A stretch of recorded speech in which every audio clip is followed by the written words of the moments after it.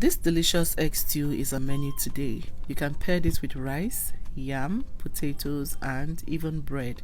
To make this, you need some tomatoes, pepper, garlic, ginger, and some onions. To begin, I'm going to chop one of the onions. This I'll fry in the oil. The rest of the pepper mix I'll blend until it is smooth.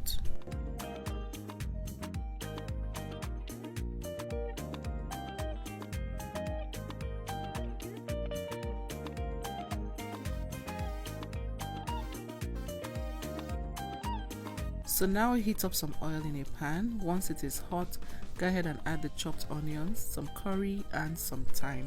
Now fry this until it becomes fragrant.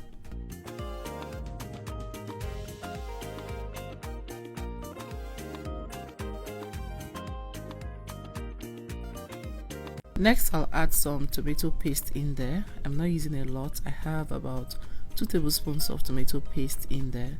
So now I am going to fry this really well for about 3 to 4 minutes. You also want to stir this frequently so it doesn't burn.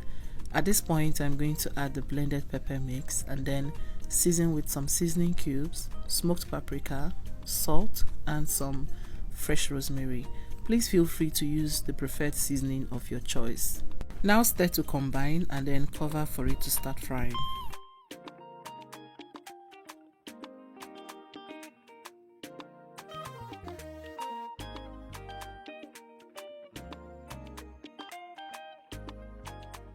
So while that is frying, crack some eggs into a bowl, add a bit of salt and some white pepper.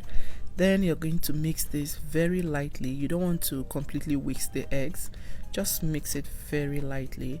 We want the eggs to come out in chunks in the sauce. So this is how I'm beating it, very lightly. Then set it aside. At this point, I go back and check on the sauce and it is completely fried now. So I'll give this a quick stir. Make sure to check for seasoning and salt. If you think you need to adjust, do that. Mine was perfect. So now I am going to add the eggs. So when I add the eggs, I was trying to, add them separately. But yeah. So yeah, add them just like this and then cover for it to steam on low heat. But just before I do that, I'll go in again with my spatula and gently separate it just like so and then cover.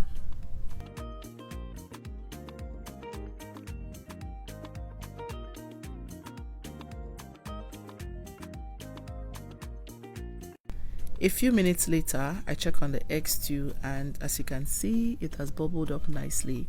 So again, I go in with my spatula and give this a very gentle stir. I also turn it around if I need to so that both sides are properly cooked. Then let it cook for another minute or 2 before finally taking it off the heat. So this was 1 minute later. Now I am going to, give it another gentle stir to make sure everything is all right. We like to turn things on this channel. So yeah, at this point, I like to drizzle some parsley or spinach, any sort of vegetable, or some scallions, that's spring onion if you have it, and then take it off the heat.